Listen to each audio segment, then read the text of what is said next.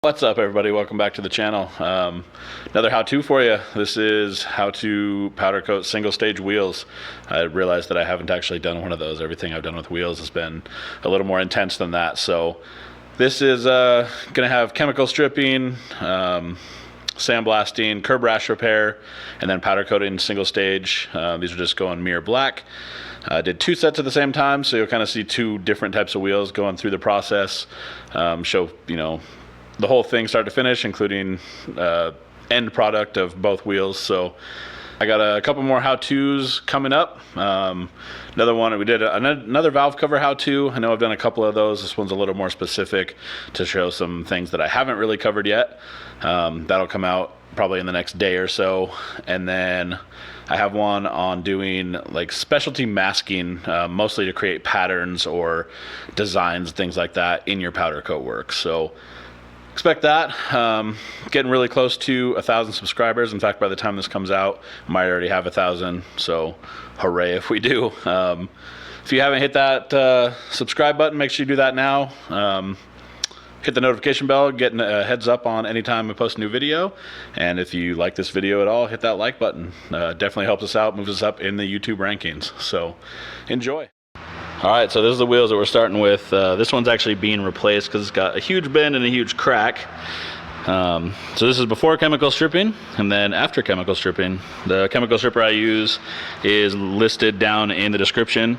If you guys want to look at ordering some of that, all the information is there. You can call or text Matt at Express Chem. So once these wheels have been chemically stripped and neutralized, kind of rinsed them off, you can see still some stuff on here, but it just wipes off. Next step is going to be sandblasting. So they'll be going into the blasting cabinet. I use 3060 green diamond, which is also all the information is down in the description of this video. And we'll get these things cleaned up. All right, and then I figured I'd show this since I should include this in a tutorial. I know this is a different set of wheels, but same concept. So they've been stripped. We've got some curb rash right here. This is all pretty light curb rash. Obviously, there's not too much to it here. Easiest way to get rid of this, if it doesn't need welded, like I said, this is light enough that it does not need welded. You just take a orbital sander, a DA. I use 80 grit, doesn't really matter. Faster the better probably on something like this. And just hit it real quick.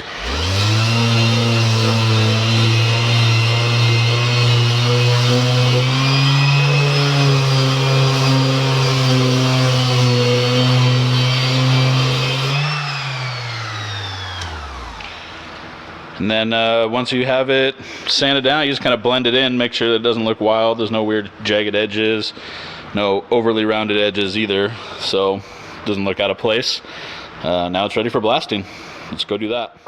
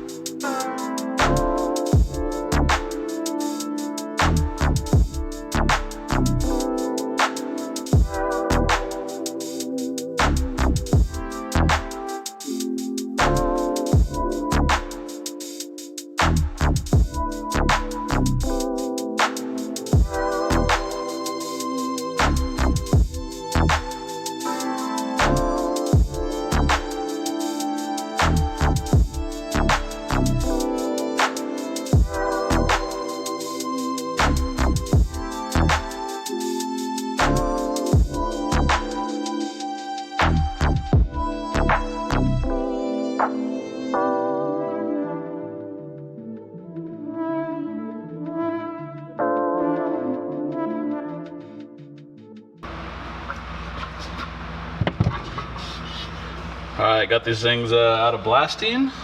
Next up, gonna tape this back mounting pad. As you can see, wheels bare aluminum. These are some Volkswagen wheels, or Audi wheels? Volkswagen wheels. One of the two. Oh, Volkswagen says right on it. And they have, you know, an epoxy primer on them that is an absolute nightmare to get off, even with stripper. I mean, it just takes longer in the stripper. It's not like it's more work for you, realistically. But make sure you get all that off. You never want to put your powder work over somebody else's work. It's way too risky. And I mean, there are lots of places who do that. It's definitely not a good idea. And if you see it on the internet where people are suggesting that you do that, you should definitely just avoid those places. Get everything blasted, nice profile with the 3060 green diamond. Get this back pad mounted or taped up.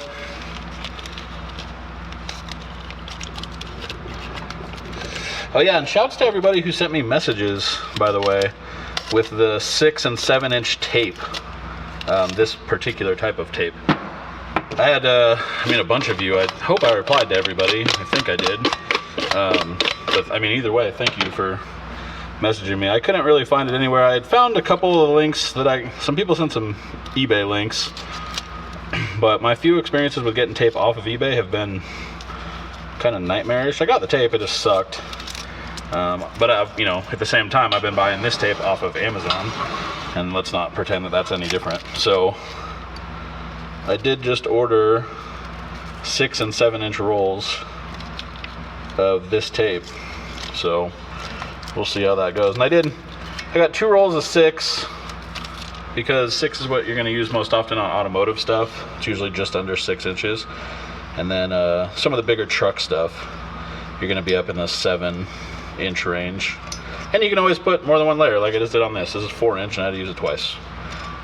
It's not that big of a deal. So, alright, got this thing all taped up.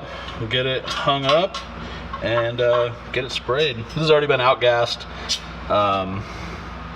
blasted, outgassed, lightly blasted again just to make sure it's all clean. Gonna blow it all off and get to spraying. Alright, got these things hung up.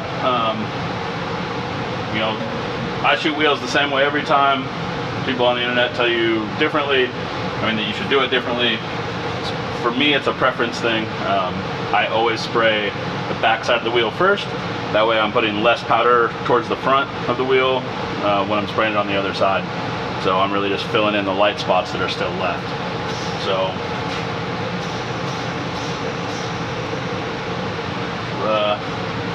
throw some powder at this.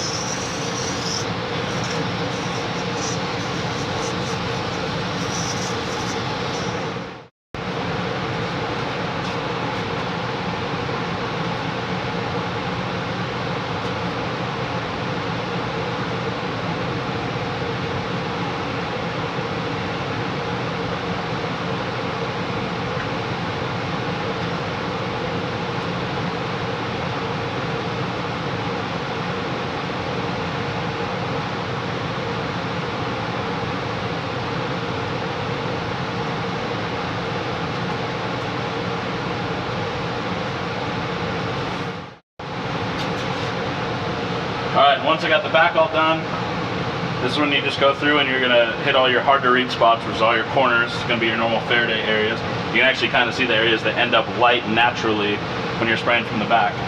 So, I'm going to go through and hit all those areas. Should go pretty quickly.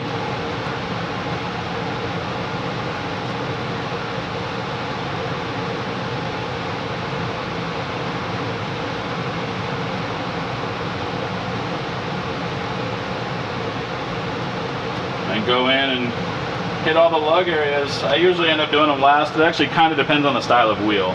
So that is not a general rule for me. It literally depends wheel to wheel what order I do everything in. We go through and spray all the side mounting area, tire side. I had a couple people actually ask me, sometimes I don't spray in there. There are specific times that I don't. I don't have like a good explanation as to when I do and don't, or reasons behind it. A lot of times it has to do with what I'm doing color-wise or a customer request. There's all sorts of different reasons. So there is no, ideally you want to coat the whole thing. If you don't want to coat it, don't coat it. I know most of you guys that are watching these videos are looking to do your own stuff, or even if some of you are starting shops, it's all a preference thing. You can just ask your customer what they think. All right, got this thing all done. Gonna throw it in the oven and get it cured. This is a mirror black, just a high gloss black from Powdura, a Sherwin-Williams company. So that's next. All right, another set of wheels done. It's a single stage, just a mirror black from Sherwin-Williams, Powdura. Just gonna go throw the tires on, get the center caps in, and have a customer come pick them up.